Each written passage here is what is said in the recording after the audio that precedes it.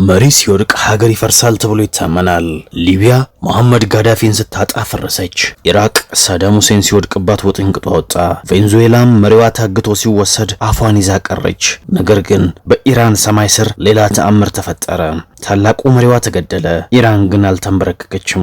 ይሄ ትርኢት ዋይት ሃውስን ግራ ያጋባ ትልቅ እንቆቅልሽ ሆኗል። የትራምፕ አስተዳደር ጃስ ባለ ቁጥር የሚደነግጥለትን ዓለም ለምዶ እዚህ በቁጣ ቢያንባርቅም የሚያፌዙ ጀብደኞች ገጥመውታል። Are you afraid of a US invasion in your country? No, we are waiting for them. ይህ አና ሚዲያ ነው። ሄኖክ ብርሃኑ ነኝ። ሰብስክራይብ በማድረግ ታማኝ የመረጃ ምንጮ ያድርጉን። የመካከለኛው ምስራቅ ጦርነት እንደቀጠለ ነው። የጦርነቱ ርዕስም ከቀን ወደ ቀን እየተቀያየረ ነው። ሲጀምር ኢራን ኒውክሌር እየታጠቀች ነው፣ እሱም ማስቆም አለብን ነበር። ከርሱ በኋላ አገዛዙን መቀየር ወደሚል ዞሮ የኢራን ከፍተኛ ሱፕሪም ሊደር አያቶላህ ካሚኒ ተገደሉ። አሁንም አልቆመም፣ ጭራሽ ነገሮች ተባባሱ። ቀጥሎ ርዕሱ የሆርሙዝ መተላለፊያን ወደ ማስለቀቅ ተቀይሮም ነበር። ከዚያም በኋላ የጦርነቱ ርዕስ አንድ ወታደርን ከኢራን ምድር ውስጥ በታላቅ ጀብድ ስለማስለቀቅ ሆኗል። ከ40 ቀናት በላይ ያስቆጠረው የመካከለኛው ምስራቅ ውጥረት ዓለምን አስጨንቋል። ሀገራት በከፍተኛ ትኩረት ሆነው ጦርነቱን እየተከታተሉ ይገኛሉ። ምክንያቱም ጦርነቱ የሁለት ወገን ብቻ አይደለም፣ የዓለማችንን ኢኮኖሚ ያናጋ፣ ምናልባትም አዲስ የኃይል ሚዛን አስጠባቂ ሀገራትን ሊያሳይ የሚችል አሁን ያለውን የዓለማችንን ጂኦፖለቲክስ እስከ መጨረሻው ሊቀይር የሚችል እየሆነ ስለመጣ ነው። ፕሬዝዳንት ትራምፕ በቀላሉ በ4 እና በ5 ቀን ጨርሰዋለሁ ብሎ የገቡበት ጦርነት ፖለቲካ ውድቀትን እያመጣባቸው ይገኛል። እዚህም ይመስላል እርስ በርሳቸው የሚጣረሱ ሐሳብና አስተያየቶችን እየወረወሩ ያሉት። ነገር ግን ቁጥጥር ውጪ እየሄዱ ሲመጡ ግን ብስጭቱ እያየለ ነው። እርስ በርስ የሚጋጩ ነገሮችን መናገር ማድረግም ቀጥለዋል። በእነዚህ 2 ቀናት ውስጥ ደግሞ ከፍ ወዳለ ዛቻና ማስፈራሪያ ተቀይሯል። ኢራን የሆርሙዝ መተላለፊያን ካልከፈተች ማክሰኞ አፕሪል 7 የኃይል ማመንጫዋን የማውደምና ድልድዮችን የማፍረስ ቀን ሊሆን ይችላል ብለው ቀጠሮ ይዞ ነበር። Stacey, thank you. President Donald Trump is doubling down on his threats to Iran in a post on Truth Social today. He says a whole civilization will die tonight. That's after he gave Iran a Tuesday deadline to reopen the Strait of Hormuz. ልብ አድርጉ፣ ከ2 ወራት በፊት ሰላማዊ ኢራናውያን ዲሞክራሲ በመጠየቃቸው በአያቶላ እየተጨፈጨፉ ነው። ስለዚህም እንደርስላቸውና ልናስጥላቸው እየገሰገስና ያለው ትራምፕ ከ2 ወር በኋላ እነዚሁ ሰላማዊ ኢራናውያን መብራት የሚያገኙበትን የኃይል ማመንጫ እንዲሁም የሚሻገሩበትን ድልድይ ለማፍረስ ቀጠሮ ይዞ ነበር።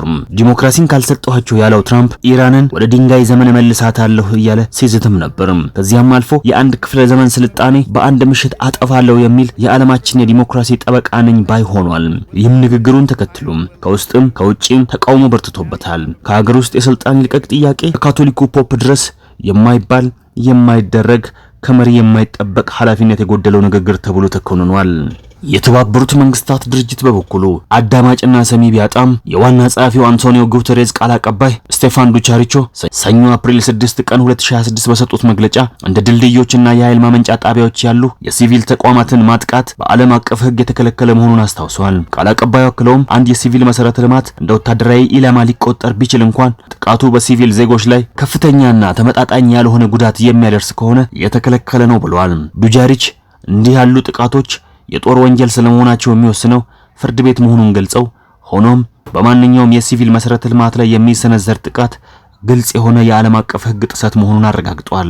በሌላው በኩል የካቶሊኩ ፖፕ ሊዮ 14ኛ የትራምፕን አንድ ስልጣኔ ዛሬ ምሽት ይጠፋል የሚል ማስጠንቀቂያ አጥብቀው ኮንነዋል። ተቀባይነት የሌለው ሲሉ ኮንነውታል። ጳጳሱ በኢራን ሕዝብ ላይ የሚሰነዘር ማንኛውም ጥቃት የዓለም አቀፍ ሕግጋትን የሚጥስ መሆኑን ገልጸዋል። ይህ በእንዲህ እንዳለ የፕሬዝዳንቱ የመጨረሻው ዛቻና ማስፈራሪያ ቀን የሰዓት ገደብ ሊጠናቀቅ ሲል ፓኪስታን በጠቅላይ ሚኒስትሩ አማካኝነት አሸማጋይ ሆና ተከስታለች። ሁለቱንም ወገን ለማነጋገር ተጨማሪ 15 ቀን ገደብ የሰጠችው ፓኪስታን ከሁለቱም ወገን አዎንታን አግኝታለች። በዚህም ሁለቱም ወገኖች ለተኩስ አቁም የተስማሙ ሲሆን ኢራንም ከዛሬ አፕሪል 8 ጀምሮ ሆርሙዝን መልቀቋን አስታውቃለች። አክሲዮስ ታማኝ ምንጮችን ጠቅሶ እንደዘገበው በአሜሪካና በኢራን መካከል የሚደረገው ድርድር የተወሰኑ መሻሻሎች ወይም ፕሮግረሶች ታይተውበታል ያለ ሲሆን በሁለቱ ሀገራት መካከል ባሉ አወዛጋቢ ነጥቦች ላይ መጠነኛ መግባባቶች መኖራቸውን የዜና ወኪሉና ምንጮቹ ጠቅሰዋል። ለድርድር ከተቀመጠው የጊዜ ገደብ ወይም ዴድላይን በፊት የመጨረሻ ስምምነት ላይ መድረስ አሁንም አዳጋች እንደሆነ ተመልክቷል። ይሁን እንጂ በሁለቱም ወገኖች መካከል የሚቀርቡ ሰፊ ልዩነቶች መኖራቸውና የጊዜው አጭር መሆን ድርድሩን እያወሳሰበው ይገኛል ብለዋል። ይህ ድርድር ግን ውጤት ካላስገኘ በቀጠናው ያለው ውጥረት ይበልጥ ሊባባስ እንደሚችል ዲፕሎማቶች ስጋታቸውን እየገለጹ ሲሆን ዓለም አቀፉ ማህበረሰብም የድርድሩን ውጤት በንቃት እየተከታተለ ይገኛል። አድማጮቻችን እርሶስ የኢራንን ከአሜሪካ ጋር ትከሻል ትከሻ መለካካት እንዴት ያዩታል? ቀጣዩ የዓለማችን የጂኦፖለቲክስ የኃይል ሚዛንስ ወዴት የሚያጋድል ይመስሉታል? ኢራን ለቀሪው ዓለም ምን አስተማረች የሚለውን ደግሞ በቀጣይ ቪዲዮ ይዤላችሁ ቀርባለሁ። ሄኖክ ብርሃኑ ነበርኩ። መልካም ቀን።